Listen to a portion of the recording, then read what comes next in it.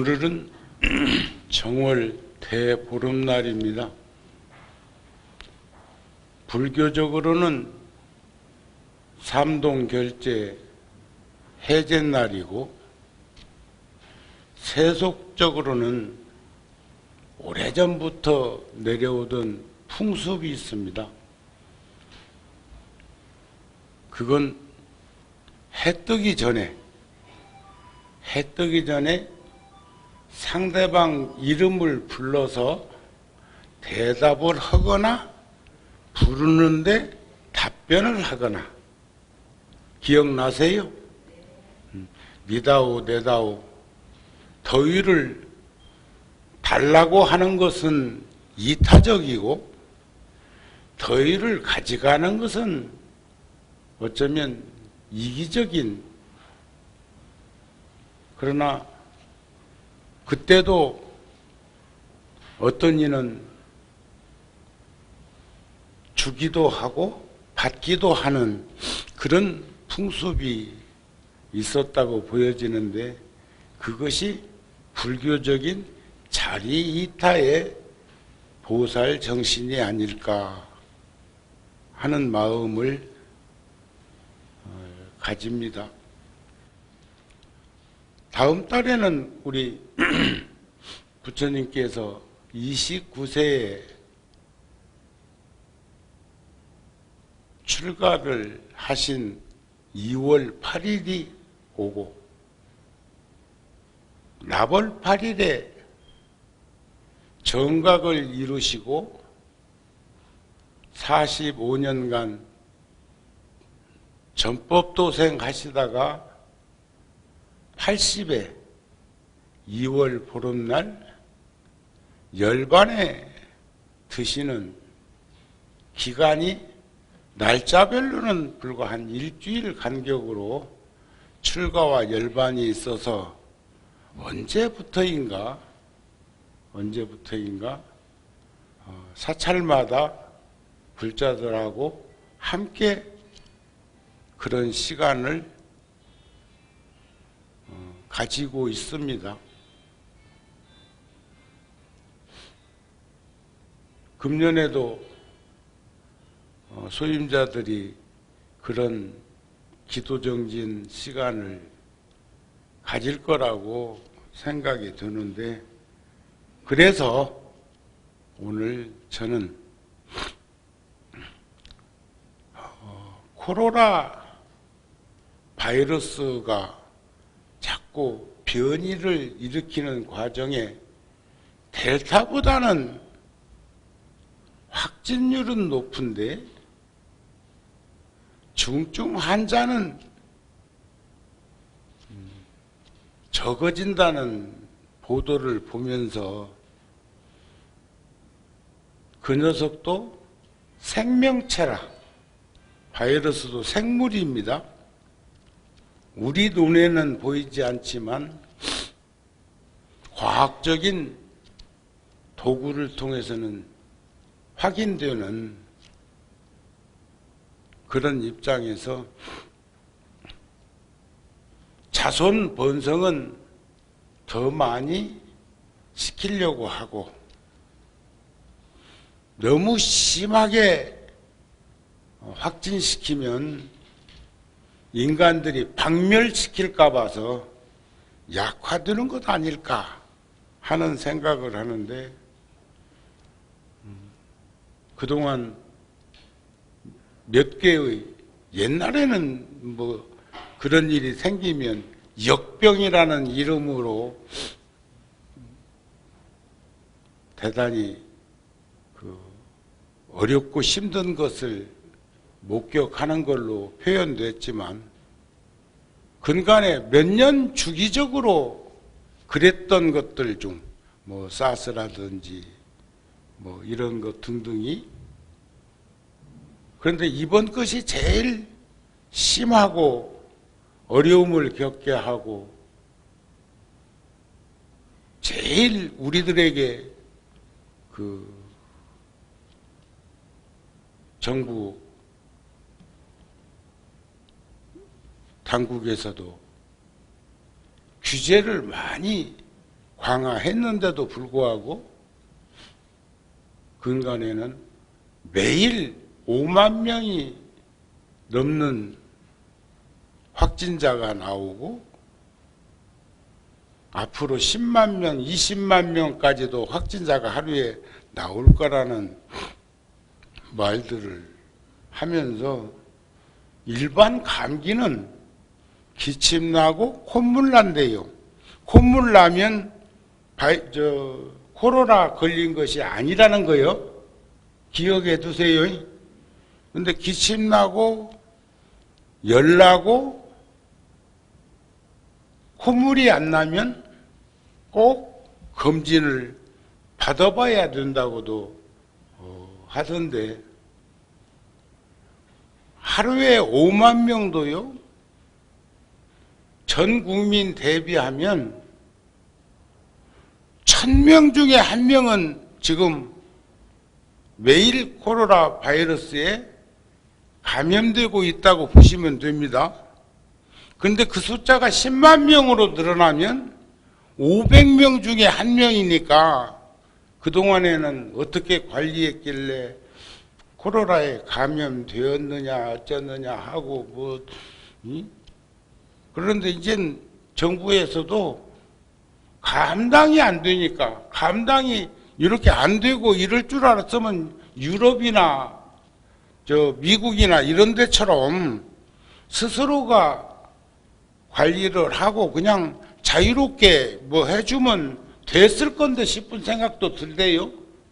요즘은 하라고 한다며 중증 환자 빼놓고는 그런 사람들이 어떻게 그렇게 우리들을 억압하고 꼼짝달짝 못하게 하고 6시 넘으면 밥 먹는 것도 2명 이상은 안 된다는 둥 4명 이상은 안 된다는 둥 자꾸 이렇게 했을까. 이제 그것도 이제 없어질 것 같아. 이제 몇 명 모임 같은 것도. 그러나 백신들은 다 맞으셨어요? 요즘은 안 맞으면 어디 출입도 못하게 하고 그랬는데 또 그것도 이제 해제될 거라고 그러대 이제. 그리고는 이제 또 연세 있는 분들은 저도 해당 사항이 있어 60 넘었으니까 4번째 또 맞아야 된다고 하는 거 보니까 다음에는 이제 매일 맞으라고 하는 거 아닌가 모르겠어요. 그러다가 그 코로나 바이러스가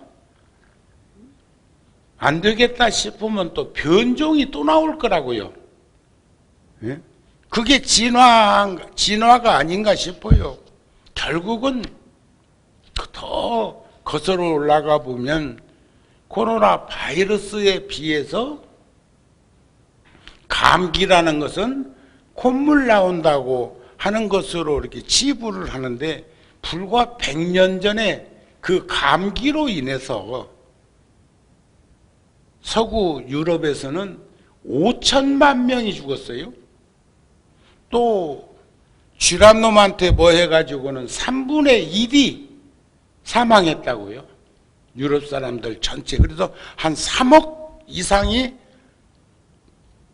세상을 떠났다는 말들도 전해오고 있는데 우리나라도 15만 명 내지 16만 명이 100년 전 무호정변이라는 역병으로 사망한 것을 비추어 보면 지금 7천 명은 넘었어도 아직 8천 명은 안 됐지요.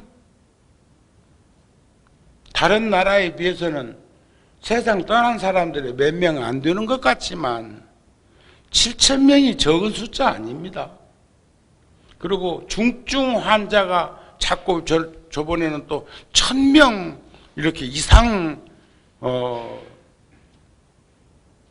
얘기를 하던데 지금은 200 몇십 명 이렇게 얘기하면서 중증 환자가 줄어든다고 하는데 그분들이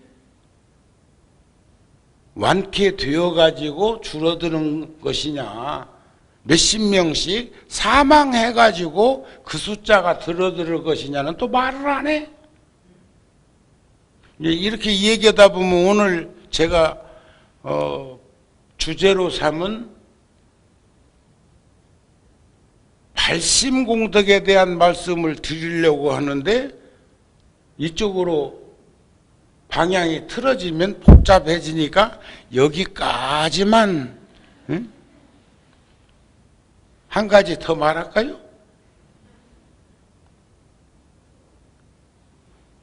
현 정부가 4년 반 동안에 국가 부채가 400조 늘어났다고 하는 말을 전 정부에서도 국가 부채가 근데 1000조면요. 1000조면 국민 한 사람이 2천만 원씩 지금 여러분들은 국가 부채를 갚아야 될 의무가 있다. 여러분들은 국가 부채를 2천만 원씩 짊어지고 있다는 것은 알고 계셔야 됩니다.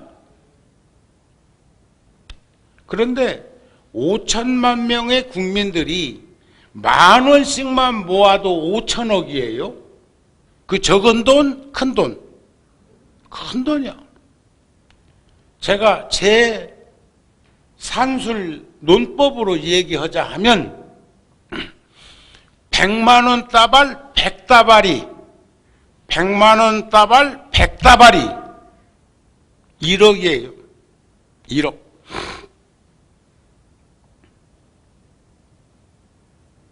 여러분들한테 언제 우리 불전함 한번 여러분들 있는 데서 한번 같이 한번 열어봤으면 좋겠어. 나는 한 번도 열어본 일은 없어요. 느끼고 있을 뿐이야. 그런데 그 불전함의 80% 이상이 1,000원짜리입니다. 그러니까 1,000원짜리도 매일 1,000원이면 1년에 36만 5천 원이에요. 10,000원짜리를 매일 불전함에 보시한다면 365만 원이에요. 그 윗단위는 특별한 일 아니고 이제 초원성취 등 뭐 이런 등등등등 해가지고 하기 전에는 그렇게 쉽게 쓸 수 있는 돈이 아닙니다. 10만 원도요. 매일 10만 원이면 1년에 3,650만 원이면 웬만한 사람 1년 연봉보다 많은 돈이에요. 그런데 그런 돈을 10,000원짜리 100장이면 100만 원인데 100만 원 따발 100개를 모았을 때 1억이라는 돈인데 10,000다발이면 1억을 10,000다발 해야 1조요. 10만 다발 해야 10조야. 100만 다발, 100만. 10,000원짜리 100장도 큰 돈인데 1억짜리 100만 다발 해야 100조예요, 100조. 그러면 1,000조는 1억 다발, 1,000만 다발, 1,000만 다발. 그건 우리 계산으로 계산돼요? 그런데 우리들은 근검전략하게 살면서 검소하게 살면서 그러면서 사람 노릇하려고 애를 쓰는데 나는 경제 원리로는 무례한이지만 집값이 오르고 아파트값이 오르고 땅값이 오르는 연유는 수요 공급의 불균형으로 생기는 것이라고 생각 안 합니다. 옛날에 100만 원, 200만 원이면 사던 집 50년 전에 그때 돈이나 지금 돈이나 똑같은 돈이에요. 원. 환이 아니고 원. 그런데 그 집이 지금 얼마나 갈까? 몇 억. 저번에 대통령 후보들 이 얘기하는데 저 김포 쪽에 20평짜리면 한 2, 3억이면 집 살 거라고 그렇게 얘기했다가 시꺼보더만 김포 사람들한테. 그런 집 있으면 나도 하나 구하게 소개해달라고 하고 막 그런 댓글이 걸리더만. 저 용산 미군 부대 그쪽에다가 뭐 10만 가구인가 20만 가구 아파트를 지어갖고 전부 청년들한테 준다고 또 공약하는 사람도 있대. 막 준대야. 옛날에 처음에 북한에서는 사회주의가 점령하고 나가지고 있는 사람들 걸 전부 국유화 해가지고 있는 자는 불호조화로 몰아붙이면서 해가지고 그것을 국가에서 관리하면서 배급이라고도 하고 나눔이라고도 하고 평등하게 살 거라고 그렇게 할 적에 거기에 혹해가지고 빠졌던 일들이 지금도 그러는지 모르겠어요. 그거는 사고 파는 게 없다대. 있디야. 응? 중국도 땅은 사고 파려고 못해. 국가로부터 99년 임대해가지고 99년 동안 뭐 그 집에서 살지도 못하지만 해가지고 지상 건물만 사고 파는 거죠. 아시죠? 몰라? 그런데 왜 그렇게 사람들을 현란스럽게 할까? 여러분들 정신 바짝 차리셔야 됩니다. 이성적으로 객관적으로 사물을 판단하셔야 됩니다. 아셨죠? 전 지금 정치적 발언 아니요? 국민으로서 제가 전전달에 쓴 글이 우리 잡지에 쓴 글이 종교는 윤활유이어야 이렇게만 했어. 제목을. 종교는 윤활유이어야. 윤활유이어야 한다 이러면 내가 결정 짓는 거죠. 그런데 모두가 여백을 주어서 종교는 윤활유이어야 이런 제목으로 글을 쓴 적이 있어요. 종교는 이 사회에 윤활유이어야 합니다. 그런데 종교가 얼마만큼 중요하냐면 윤활유가 자동차에 부족하면 기계에 부족하면 여러분들 재봉틀 기름 한 방울로 시끄러웠던 소리를 잠재운 거 보셨죠? 머리 바리깡 기계도 그냥 쓰면요 열받아 가지고 뜨거워서 딜 수 있어. 다리미 형태로 마찰에 의해서 기름 한 방울만 치고 머리를 깎으면 10명 20명 깎는데 아무 문제가 없어.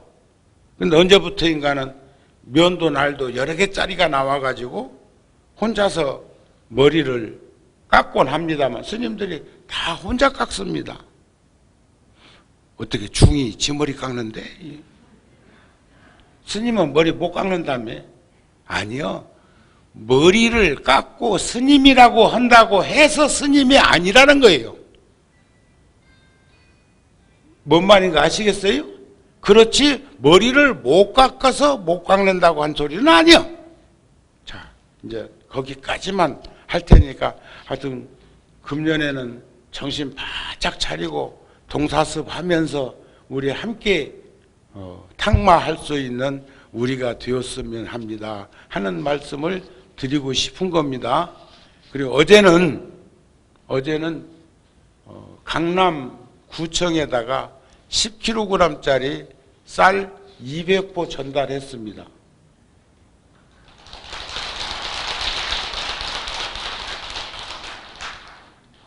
오늘 저기 오신 것 같은데 오늘은 우리가 강남구요 서초구요 여기가 서초구요. 서초구에는 10kg짜리 300포 전하겠습니다. 지금 오신 것 같네요. 자, 그러면 오늘은 아무래도 조금 일찍 끝내야 될 것 같으니까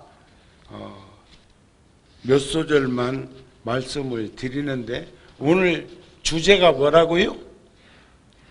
발심, 초발심. 화엄경에 보면 편히 앉으세요.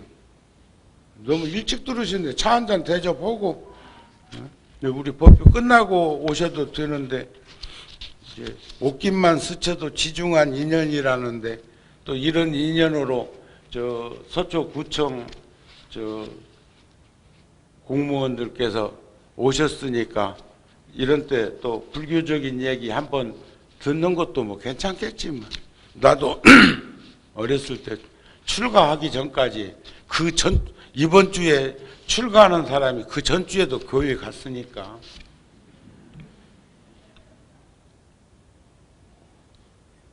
그래서 저는 우리 유치원 어린이집에 원아들이 1,700명이 넘는데, 전체가 절대로 종교적인 종교색을 선생님들에게 띄지 않도록 합니다.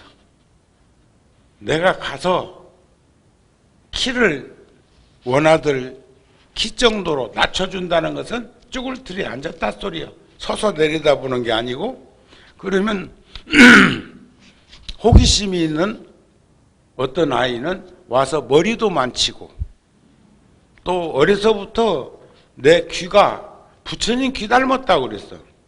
근데 다른 데는 다 늙는데 귀는 안 늙어. 왜냐하면 점수를 많이 매겨놨으니까. 가서 귓불도 막 만지고 얼굴도 쓰다듬고,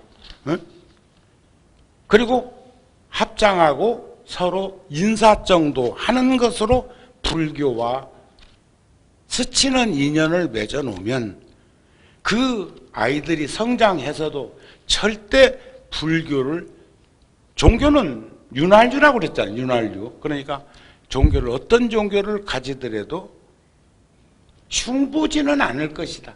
흉 볼 일은 또 해서도 안 되고, 그런 마음이 제가 어렸을 때 동네 작은 교회에 목사님도 아닌 젊은 청년의 전도사와 인연을 맺었을 때 그분이 했던 모습을 지금도 잊혀지지 않는 걸 보면 그런 것 아니었을까. 그런데 딱 한 가지 이제 뭐였던 게, 검은 바구니 흥금통이 이렇게 의자로 왕래를 하는데, 그거 끝나야 먹을 걸 준다.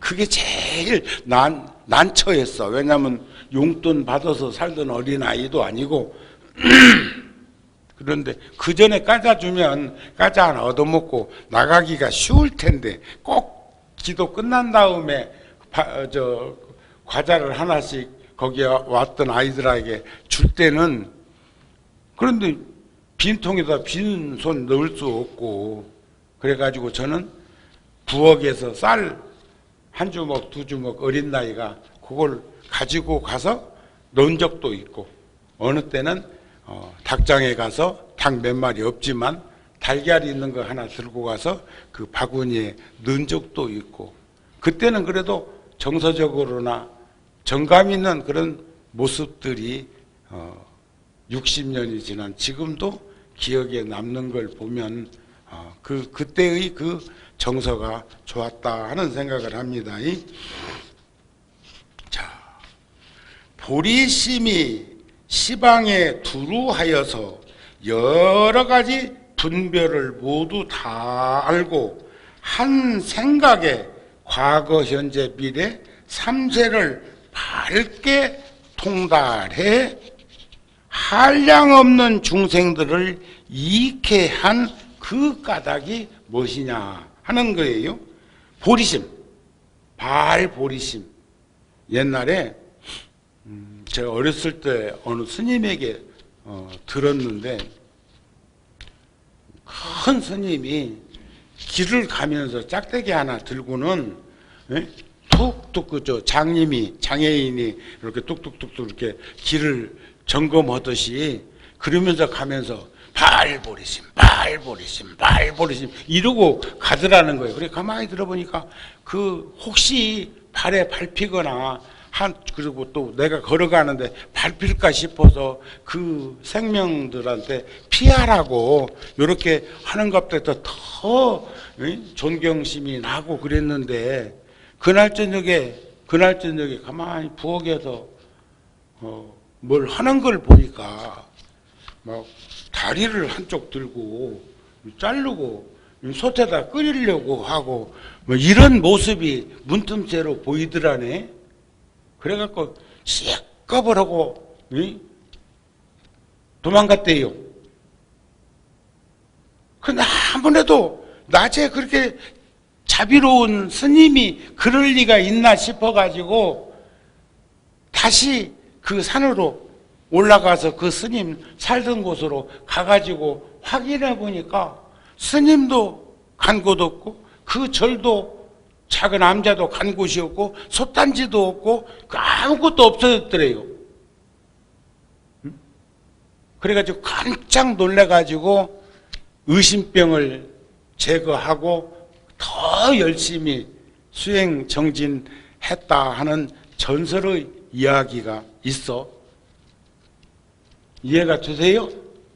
응? 그래서 여기서도 초발심이 변성지 정각이라 처음 긍정적이고 간절한 그 마음을 내게 되면 반드시 깨달음을 이루게 되는데 보리심이 시방에 동서남북 간방 상방 하방 그러면 시방이에요. 자 어찌 2600년 전에 지구는 두부처럼 생겼다고 생각하고 저 바다 수평선 넘어가면 폭포수처럼 떨어져서 다시 돌아오지 못하고 죽을 거라고 하는 생각들을 가졌을 때 부처님은 어떻게 시방이라는 말씀을 하실 수 있었을까? 우주가 둥근 것처럼 여러 가지 분별을 해서 다 알아. 이게 우리가 타심통이 있으면 지금 상대가 어떤 생각을 가지고 있으며 무엇을 원하는가도 알듯이 이건 지혜로서 변별하는 거예요.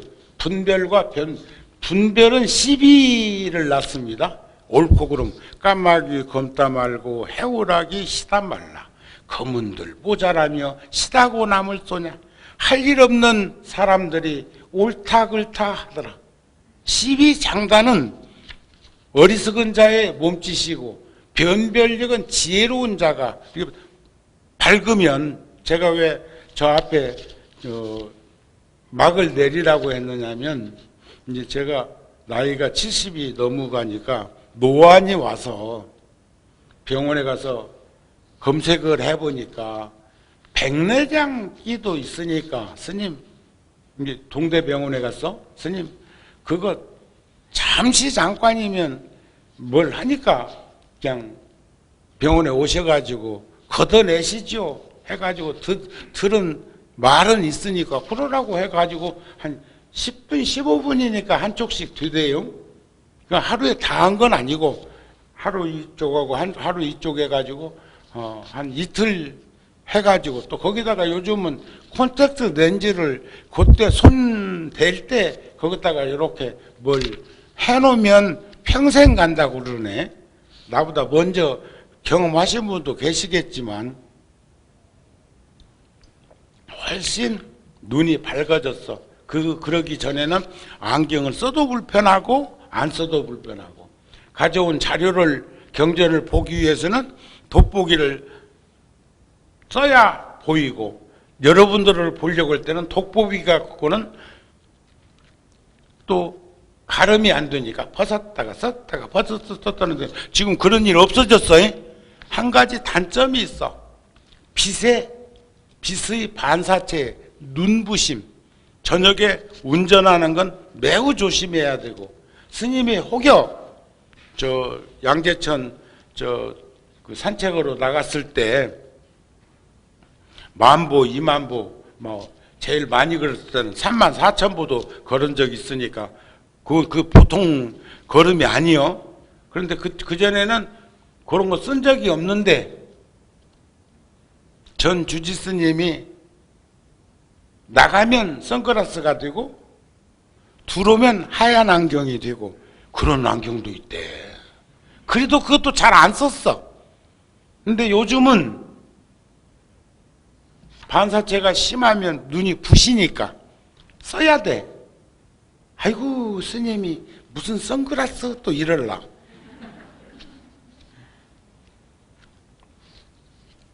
한 생각에 과거, 현재, 미래를 다 통달해서 보고 한량없는 중생들을 이익하게 한 까닭이 있다. 그런 말이야. 그건 뭐냐? 보살의 보리심을 일으킨 공덕은 왜 그토록 한량이 없다고 하는가? 가장 공양 가운데 가장 으뜸인 공양이 법공양. 그죠? 법공양. 화엄경 보현행품에 나오는 그 법공양 10단락을 쭉 보시면 그러는데 그 공덕보다 더 큰 공덕이 뭐냐? 보살이 보리심을 일으킨 공덕이요. 공덕이라는 것은 복과 덕과 지혜의 합성어예요. 아시겠습니까? 그리고 뭐 엄청 이건 한량이 없어. 헤아릴 수가 없어. 복으로 얘기하면 무루복이야. 우리가 가지고 있는 복은 유루복이야. 유루복. 오늘 또 이게 우리가 지금 무루복을 지어야 되는데 이 바쁘신 저 공무원들을 여기까지 오시게 해가지고 그걸 이렇게 또 여러분들 계신 데서 이렇게 전해 줄 거라고 이렇게 이제 하게 되면 이건 무루복이 아니고 알림방이니까 유루복이에요. 유루복. 그런데 불교에서는 무루복을 더 높이 평가하지 내가 말 않는 거 많습니다. 아시겠어요? 우리 그래도 이 말은 해야 돼. 내가 또 더 많이 오는 날 또 하겠지만 그러나 개인적으로는 내가 말 않는 스님이니까 옆에 550평으로 지하 1층 주차장, 지하 2층 지상 1층 주차장, 2층 100평짜리 큰 방. 100평이면 큽니다. 그리고 또 그 위에 3층은 80평짜리. 오늘 또 신시 컴퍼니의 박명성 대표가 조금 전에 이제 왔다 갔는데 차 한잔 하면서 내가 늦게 나온 이유가 있어. 왔다 갔는데 2층은 배우들 연습실로 쓰거나 유치원, 어린이집 원아들이 유의실로 쓰거나 그러니까 다 또 전시장으로 쓰거나 다목적으로 할 거고 3층은 시민 선방을 해서 불자들이 그동안에는 저 인등실에서 참선 같은 것을 이렇게 하도록 공간 배치를 했지만 거기다 하고 4층, 5층은 중층으로 해서 방이 12개 여러분들이 살고 있는 집처럼 만들어서 통도사나 외부에서 오는 분들이 구룡사가 오면 유숙할 수 있도록 할 것이고 그리고 6층은 본래 정우 스님은 이선으로 물러났으니까 거기다가 서재를 좀 할까 싶은 생각을 했는데 통도사에서 종정 스님이 나오셨어요. 3월 25일이면 종정 스님이 통도사 스님이 조계종의 종정으로 추대되신다고요. 아세요?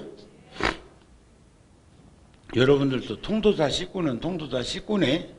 그래서 스님이 1년에 몇 번이나 서울 오실지는 모르지만 서울에 오셔가지고 그래도 머무르실 곳이 있어야 되겠다 싶어서 6층은 종정실로 하려고 합니다. 그래서 이달 중으로 이제 지하 톱하기를 시작을 할 건데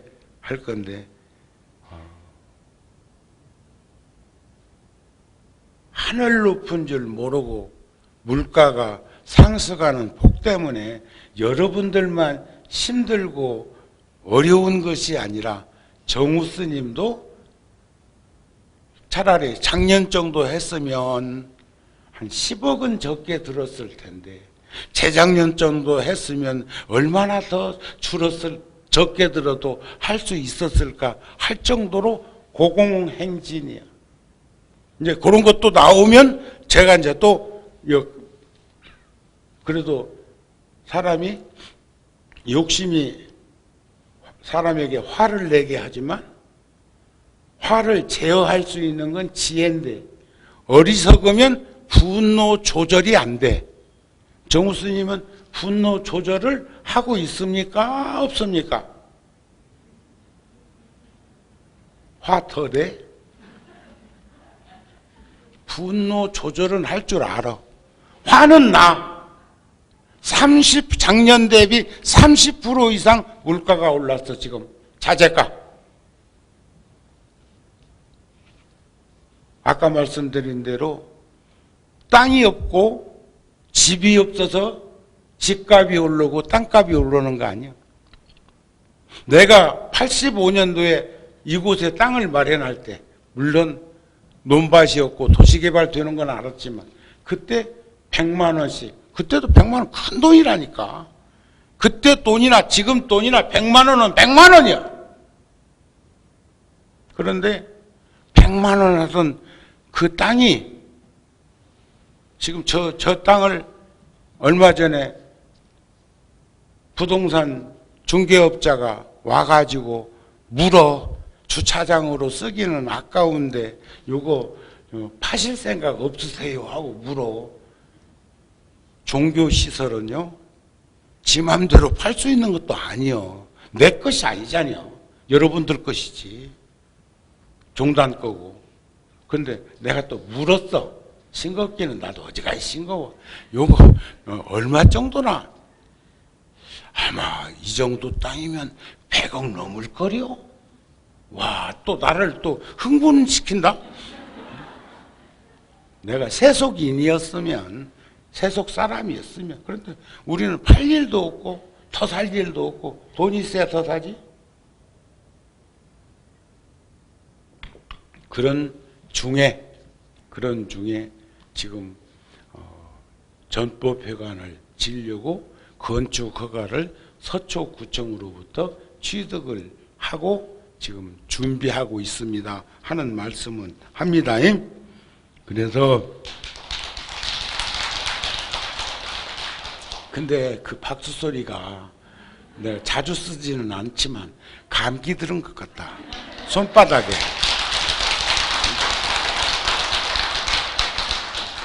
그런 일을 한다면 헌연하게 기뻐가지고 막 그렇다 해서 무슨 나를 사이비 교주시키라는 건 아니고 여러분들이 사용할 수 있는 그러다가 잘 시스템을 구축하면 12개 방을 활용해가지고 1년에 몇 차례씩 정진법회 할 적에는 거기 와서 있으면서 이렇게 용맹정진도 할 수 있는 이들은 하면서 사용할 수 있도록 또 할 수 있지 않을까 하는 그런 막 꿈을 지금 내가 꾸고 있는데 그게 별로 반갑지 않은 것 같아. 한 생각에 과거, 현재, 미래를 밝게 통달해서 한량이 없는 중생들을 이익하게 한 까닭이여. 무엇이? 보리심을 일으킨 그 공덕이 그런 거예요. 그래서 보리심이란 오로지 더불어 살아가는 중생들을 이익해 하려는 마음이기 때문에 이렇게 소중한 것이다. 오늘은 먼 데서 오신 분들이 계시니까 여기까지만 하고 죽창숙편에 나오는 한 소절을 잠깐 언급하면 그런데 보리심은 수행정진하지 않으면 안 되는데 수행정진하는 데는 반드시 좋은 도반, 훌륭한 벗 이런 이들을 얻어야 되지. 오늘 또 보름날 절에 가야 되는데 따라락 하고 휴대폰 다 갖고 있는 그 휴대폰에 전화 와갖고 오늘 어디 쌍거리 있는데 쇼핑 가자 해갖고 지금 붙들려 간 일은 없었을까? 여기 몇 자리 빈 것 보니까 있을 것 같아. 그래야 금생의 공부는 다 마치지 못한다 하더라도 우리가 연걸어 갈 수 있는 부분이 있는 것이다. 그래서 씨앗과 열매는 저희들이 구룡사에서는 여기 언남중학교에 한 20년은 됐을걸요? 그러니까 아까 무루복을 지으려면 주고 잊어버려야 돼. 준다는 생각도 하지 말아야 되는데 또 유루복으로 전환하네. 거기에 21명, 학년별로 7명씩 21명에게 교장선생님의 추천을 받아서 한 달에 5만 원씩 구룡사 이름으로 보내는 거 아닙니다. 5만 원씩 무통장 입금을 시켜주면 1년에 60만 원인데 60만 원 한꺼번에 주어버리면 한꺼번에 써버릴 수도 있어. 딴 데. 그러니까 5만 원씩을 중학생들에게 전달이 되면 절박한 일이 있을 때 그것을 뭐 컵라면을 사 먹든 뭘 하든지 간에 할 수 있지 않을까 싶어가지고 구룡사에서 다양하게 하고 있는 일 중에 오늘처럼 그렇게 하고 있는 일들 중에 지금 중학생들 21명이 3학년이 졸업하고 나면 그 다음에 다시 1학년이 들으면 학교로부터 추천을 받아서 그러니까 3년 동안 받는 학생도 있고 학교에서 매년 추천자가 달라질 수도 있고 하는 그런 일을 하고 있는 것도 그런 일이 아닐까 싶은 생각이 드는데 그것이 바로 열매와 씨앗. 주는 자는 열매, 받는 자는 씨앗인데 씨앗이 씨앗으로만 머물면 우리가 열매 맺었다 해서 전부 다 내년에 씨앗으로 심겨지는 게 아니라 사람이 먹기도 하고 새가 와서 쪼우기도 하고 이제 하는 일들이 있기는 하지만 씨앗이 심기워져서 꽃 피고 뿌리 내리고 열매 맺으면 또 열매가 되는 거거든요. 세상은 끊임없이 그렇게 전변하고 있는 것을 비춰볼 때 열매는 또 일정 부분 씨앗으로 나눔을 하고 그 씨앗은 또 그냥 씨앗으로 멈춰 있으면 촉수를 틔우지 못합니다. 그런 것들을 우리가 잘 받아들여서 자리타 정신으로 살아갈 수 있고 보살의 행원은 보리심으로부터 이루어진다는 것을 잊지 말고 코로나에 매몰돼 가지고 쫓기면서 벌벌벌벌 떨고 살지 말고 우리 심차게 그래도 전국 사찰에서 코로나 확진자가 확산된 일이 유일한 공동체에서 사찰뿐이 없습니다. 절에서는 아직까지 왜 확진자가 없겠어? 네? 사람 사는 곳인데. 그러나 확산된 적은 없어. 아시겠습니까? 구룡사도 작년인가? 확진자가 다녀갔다고 와가지고 CCTV로 확인하고 또 우리 체크한 것 확인하고 그렇게 한 적은 있어.